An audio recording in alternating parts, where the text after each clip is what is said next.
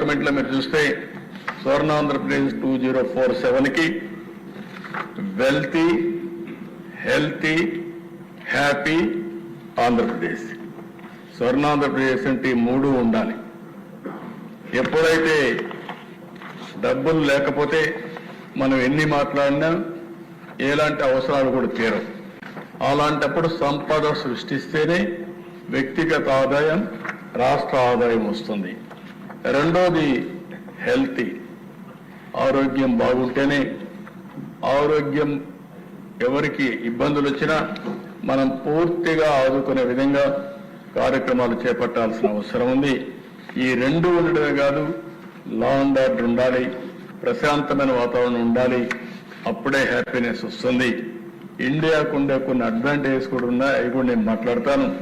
ultimate గా ఈ ప్రభుత్వం WHHH